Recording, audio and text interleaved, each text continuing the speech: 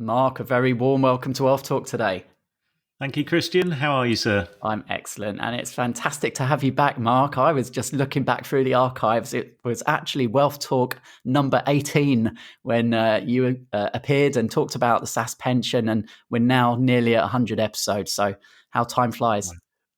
100 already, is it? Well done. Well, you're doing some great work out there. So well Thanks done. so much, Mark. Now, I know many of our listeners will be familiar with your name and, you've got a great story to tell. Today, we're talking about quite some achievement, which is how you managed to double your pension within 2 years. So we'll come into the details of that in a moment. But for anyone listening, perhaps who hasn't had the pleasure of, your company online or offline, would you mind just giving our listeners a brief introduction?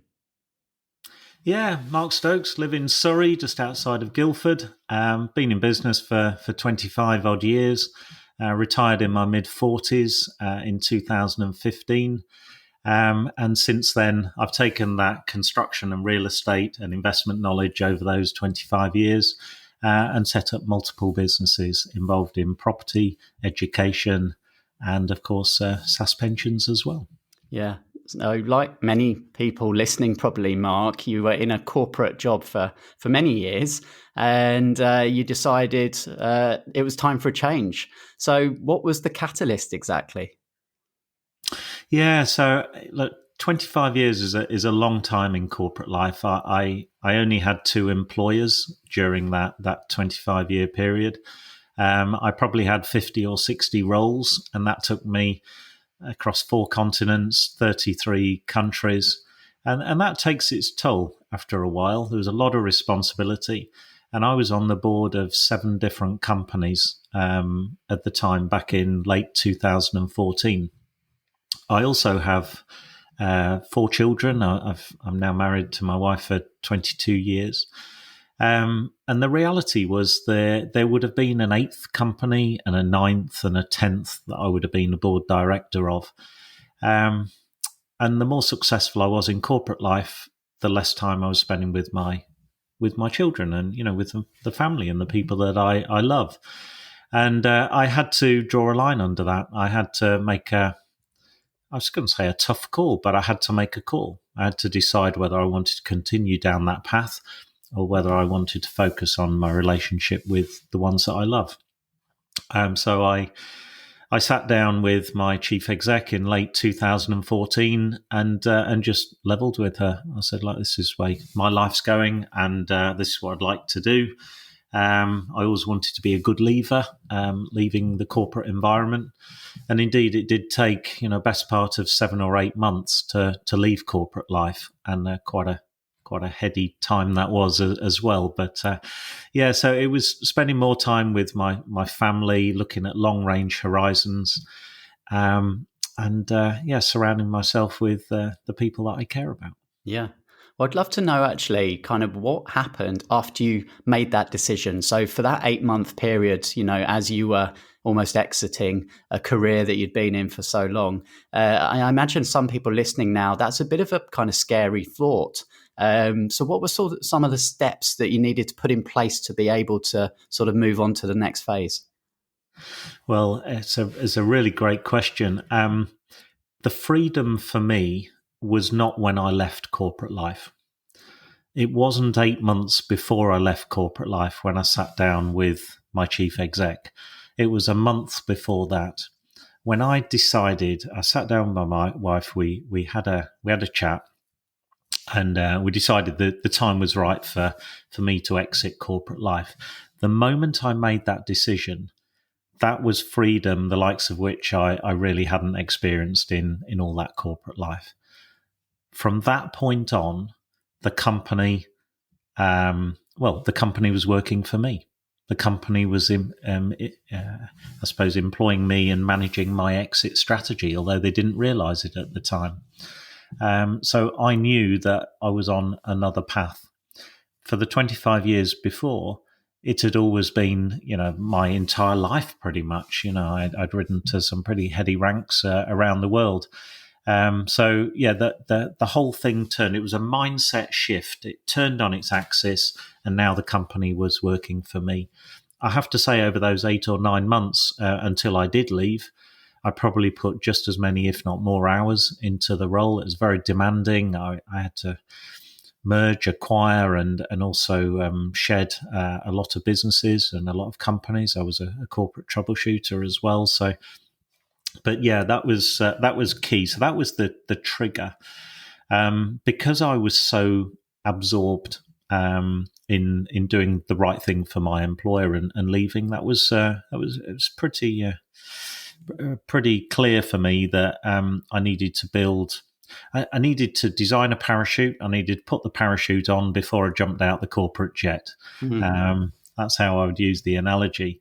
And that took a while to design. And I think all of us, when you're leaving whatever form of employment, there's always that pause, that hesitation.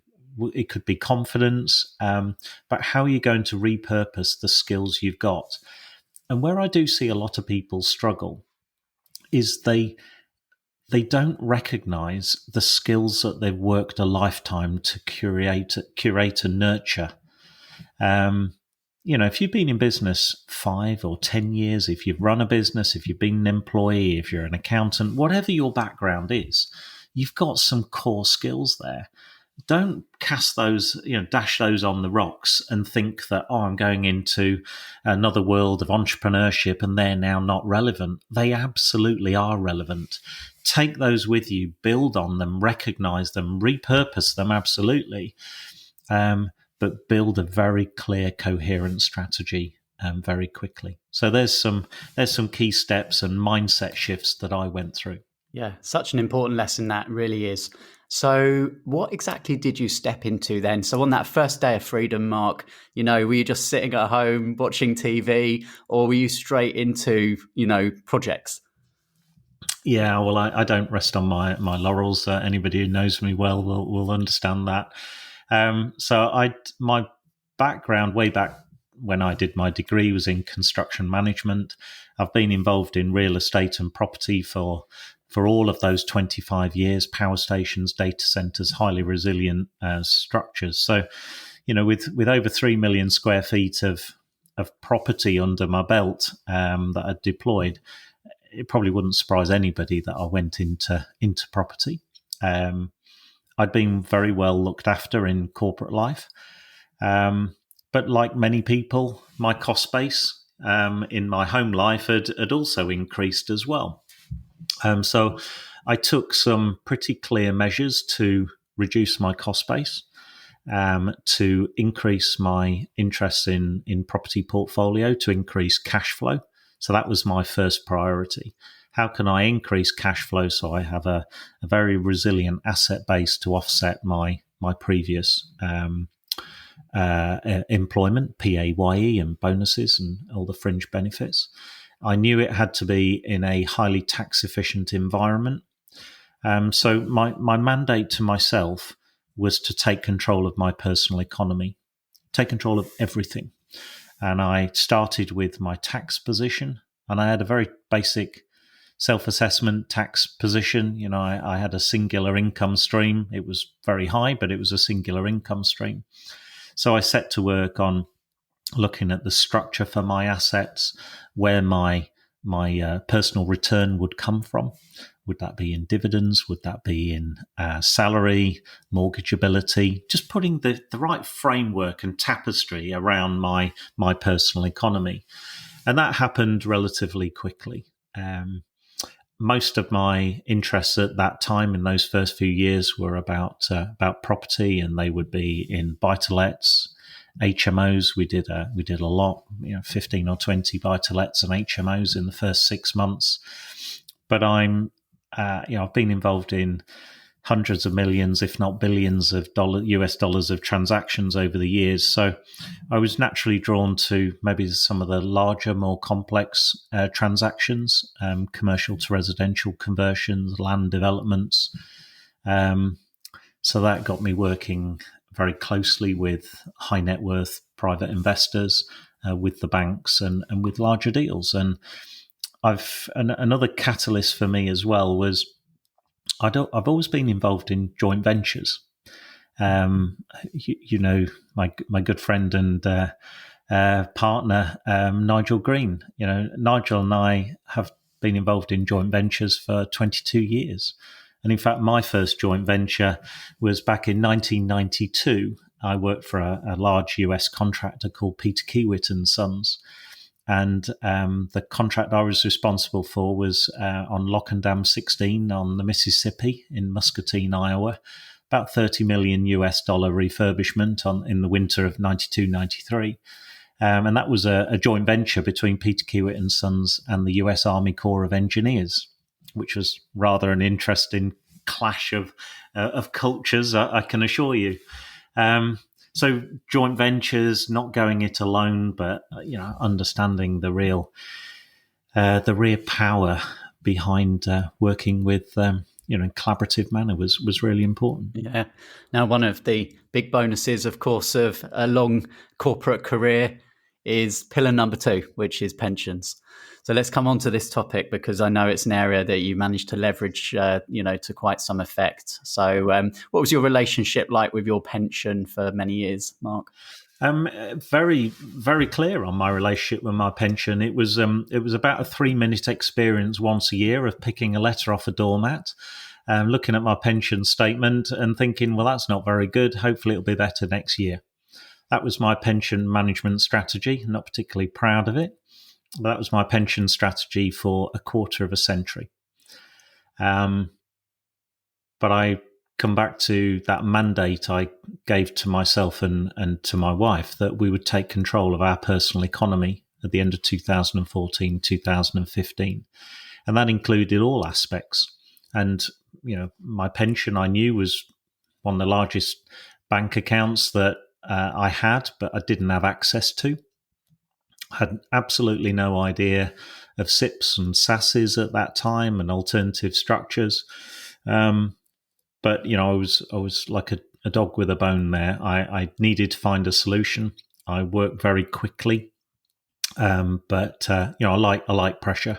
I did a lot of due diligence, and in doing that due diligence, which took 6-7 months to work out what a SASS was, what a SIP was, looking at all the options, talking to people, it was very clear that there wasn't really one place to go at that time. WealthBuilders didn't exist then, SASS Alliance didn't exist then, and there was only fragments of information out there. So I drew that together, and through my experiences, decided on SASS. That was the thing to do way back then. It was only after I'd set my SASS up in 2016 that I first met Kevin. So Kevin and I have had a long-running relationship and friendship over all things SASS and wealth creation ever since then. But setting up a SASS for the first time was a big step for me, Christian, in taking control of that personal economy. I wanted to challenge tradition. I was ready to challenge tradition, and taking control as being a trustee. And we have 4 trustees in our SASS, myself, Nigel, and our respective wives. That was a very big catalyst for us. And having taken control, I wanted a very clear mandate. I wanted to play by all the rules, play by all the options that HMRC allowed me to do so. It was invigorating, to say the least. So let's talk about what happened over the next 2 years. How did you manage to double that pension? Yeah, so we flew out the blocks, to be honest. We put in a number of offers for commercial property. It won't surprise you. Our first property that we acquired was it's 3 5-story offices side by side in the Midlands. And we acquired that property on a conditional basis, subject to getting planning. And we duly got planning, and we converted that to 18 apartments. So we acquired the commercial property in the SASS. We got planning for residential. Before the development happened, we decided to sell that from our SASS. So that created a nice return for the SASS. And in fact, we still hold those 18 apartments in another limited company. So that was the first thing that we did. Then we were back in cash in our SASS, so we went shopping again, and we found a property, a small property actually. It was to let in Colchester in Essex. It's called Portal Precinct. Now, we weren't really looking for a property to let, but here's a bit of a top tip for anybody who is involved in commercial property or wants to find more. Not everybody knows that they want to sell a property. If there is distress, if somebody's got a vacant property, then could they, and it's out for let, might they want to sell it? And that's exactly what we did. Went and had a look. We liked it. We said, look, we're not going to let this, but we might be interested to buy it if you've got any more assets like this. It turns out that the gentleman was in his mid-70s. He did indeed own the other 4 properties around this property to let. He wanted £1 million for all 5 properties. Clearly, we didn't want to pay £1 million for those 5 properties, so we got a great deal there. We paid about $610,000 for those 5 properties. We acquired it on a conditional basis, subject to planning. So we kept the 5 commercial properties as commercial, but we wanted to get full planning permission for 3 apartments in the uppers, in the attic, if you like, in the stockroom and storerooms. And we also did what most people now would know as airspace rights. This was a forerunner to airspace rights. We went into planning to put in a bridge, if you like, to put in an extension across a utility entrance. So we built that. We then refreshed all the leases on the property, brought new parties in, extended lease terms, got a commercial valuation on it. Clearly, at this stage, we'd developed the residential properties outside of the SASS, and we held and still do hold the 5 commercial properties inside the SASS. So that was absolutely phenomenal for us. We got a great valuation on the 3 residential that sit outside of the SASS. So, yeah, it took me 25 years to contribute into my corporate pension or pensions, and all the returns that compounded over 25 years. And, we doubled my pension in 24 months by doing primarily the second transaction. Absolutely staggering. But the most important thing to me, Christian, was the freedom of operating under my own license. I could control the fees, and we were buying in cash. That freedom meant more to Nigel and myself and our families than the money itself in many respects, because what it gave us a hunting license. It gave us that license to operate and that empowerment to run a significant part of our personal economy that had, probably through my own naivety over 25 years, had been out of reach. And that was a game changer. Yeah. Well, I mean, congratulations on achieving that. I know you've done so much more since then, but it's interesting because Kevin and I ran a webinar last night, and we were talking about the 7 freedoms which drive people. And we know financial freedom is the initial driver for many people, but it's really time. It's just having that time to do the things that you want. And in what other ways has your SASS transformed your life, would you say? What else is it now allow you to do that you couldn't do before? Where do I start? So many different areas. We're just about to use a loan back to acquire a commercial property. So, and we'll be doing a 3 tranche loan back. So we'll be buying the land with tranche 1, and then doing the build with tranche 2, and then the fit out tranche 3. So using quite an innovative way of using loan backs. And that will sit as an asset in our limited company for many years to come. So a loan back is one. The I mentioned that it was my 4 children. I wanted to spend more time with my 4 children, and I now work predominantly from home. I wanted to instill in them that there was a different way to operate. I found, the the wonderful joy of being a father and bringing up children. It's not easy, and if somebody ever did write a book, I haven't read it, so I've had to learn by mistakes and things. And one of the great things that a SASS has done for me is it's help illustrate to my children to look ahead in life. It's very difficult for a 10 or a 15-year-old young person to think when they're 30, when they're 40, when they're 50. That's 3 or 4 times their current lifespan ahead of them. So making that connection and looking ahead. And I think many entrepreneurs, they focus on the legacy, but they forget the custodianship of the legacy.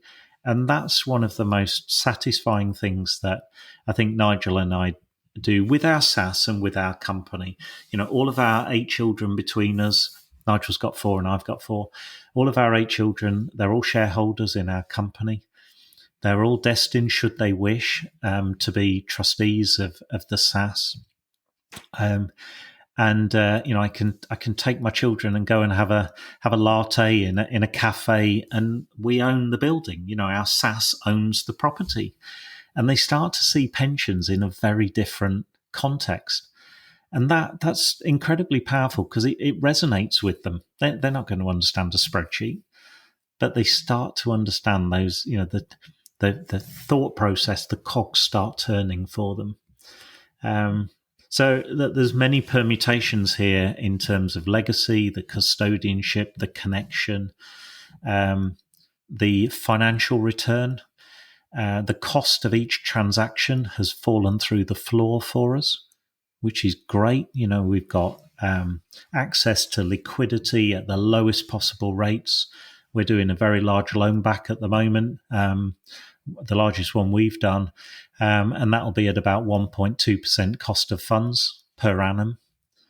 And we see many development transactions are more like 1% per month. So it's an absolute game changer in so many ways. Yeah. Well, you mentioned there obviously the importance of passing on those lessons to your family, and you've written 5 books, Mark. So one of those books was titled Advice to Your Younger Self. So tell us a bit more about that, and of course the other books, and what led you to write. Yeah, that's a great question.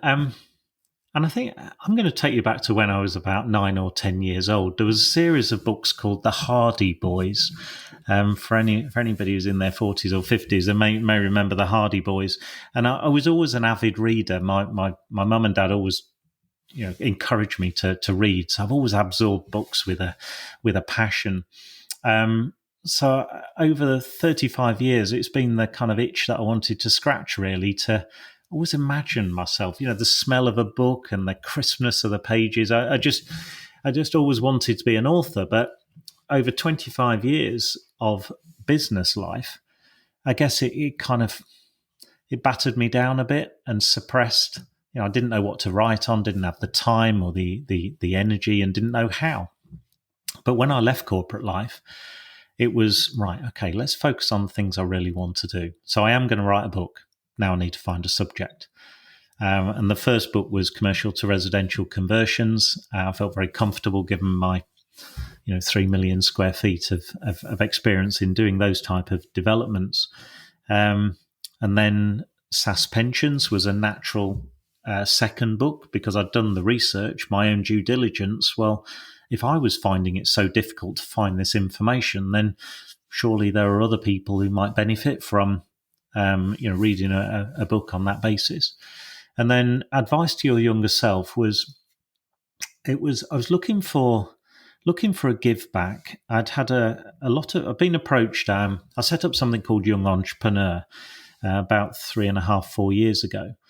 And a lot of people had said, "Oh, you should do a course on that, Mark. You should mentor children and things like that." And that wasn't really what I wanted to do. Imagine a child coming on a course. Well, I don't want to take money off children. And when does a child want to come on a course? Saturday afternoon when they could be at ballet or football or, or half term. No, it just didn't feel right. So I came up with this concept of, and this ended up being advice to your younger self of, no matter where you are in life, whether you're 20, 30, 40, 50, 60, 70 years old, if you were to take yourself back, given what you know now, to when you were, say, 13, 14, 15, what 2 or 3 pieces of advice do you wish somebody had, put their arm around your shoulder and just whispered a couple of things in your ear? What advice do you wish you'd been given? And I felt I wasn't qualified to write a book of that magnitude. So I reached out to 48 other people who I know, like, and trust, and asked them each to write a chapter of that book. So there are 49 different perspectives from people from all walks of life. So I hope it's a force for good. I hope the lessons that are enshrined in those pages will compound, not just for the 49 people that wrote a chapter, but for all the thousands that have got the book, and hopefully they will pass the wisdom contained in the book to the next generation. And all the proceeds go to good causes as well. So it's a give back to society in hopefully so many different ways. Yeah, and I know giving back is important to you, and there's other ways that you're giving back as well.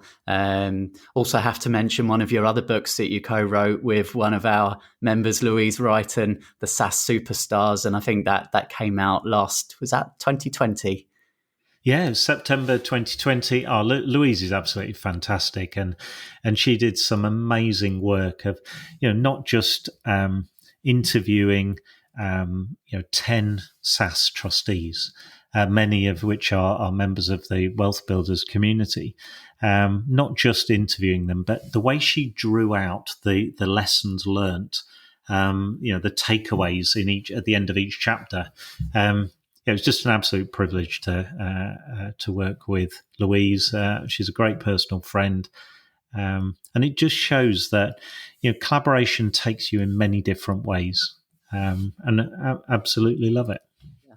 Now, of course, WealthBuilders sits on, three core values of good education, good support, and good connections. And community, we know, is really important when it comes to wealth building. And you've created, along with Nigel, the SASS Alliance. So tell us, how did that come about? Well, it came about I think it was the summer of 2017. So, nearly 3.5, 4 years ago now. And SASS wasn't very well known at that time. And we'd created a lot of knowledge. We were starting to do some great things, and our echo community was growing as well. But I saw there was a place in the world where like-minded people focused on SASS and growing their wealth. This was nothing to do with property at that time. It was just purely people interested in SASS, could come together with the objective of sharing information, knowledge. Nobody's competing with each other, just competing with what you're capable of. And everybody rises together. And we're now over 4,000 members in the community. And these are people who are entrepreneurial. They've taken control of their personal economy. They collaborate, and they have all challenged tradition. They have all decided that 3-minute a year pension management strategy of picking a statement off the doormat each Christmas and thinking, that's not very good, hopefully it'll be better next year, is not the life they want to lead. So it's been wonderful. And the volume of interest, the type of people, and that the law of reciprocity, I think, lives very bright every day in that community. Yeah. And, of course, before lockdown, we had some great events and, attended many of those London events where you had fantastic turnouts, and also up in Leeds. I mean, all across the country, SASS Alliance events were taking place. And it's almost like a secret club, isn't it? It's like, the unknown secret weapon of wealth building, and the Yeah. stories and sharings were just incredible. So well done for bringing everyone together there. And of course, now that's moved online and a thriving Facebook group, which, where should someone go if they want to obviously connect with the SASS Alliance, Mark? Yeah, so if they go to the SASS Alliance Facebook group, just a couple of simple questions there, and we'll let you in, and that's it's a real safe environment for people to understand what SASS is. We Kevin and I do a monthly explorer session for those exploring SASS for the first time, who want to understand, the right type of questions to ask. A SASS isn't for everybody. But once you get your head around it, and if you ensure that you prepare to take on the accountability and responsibility, we just see people flourish. It's just absolutely wonderful. So SASS Alliance Facebook group, and we've got our SASS Alliance conference on 25th of March. It's just a wonderful growing community. Yeah. Now, obviously, now reaching financial independence, Mark, and being able to give back, what are the next goals for you? Where do you see things in the next 5 to 10 years? Well, I see our SASS being very key, to be honest. Taking the theme of being in control of our economy. We're acquiring, as an example, a piece of land at the moment, and we're going to be doing a new build and commercial property.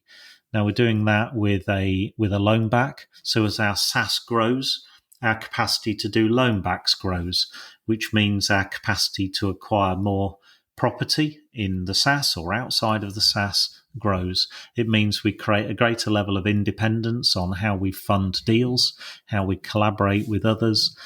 So gradually, that acquisition of a diverse array of assets just grows. I guess many people will know me for our commercial to residential conversions. We do a lot of big developments between sort of 5 million and 20 million GDV, which is great. But I think what strategically about pre-COVID, actually, about 18 months ago, we looked at our asset portfolio and decided that we'd like to start a diversification program and bring in not just apartments, but new build houses, because we felt, growing families, back gardens, car parking space to park the car on the front driveway.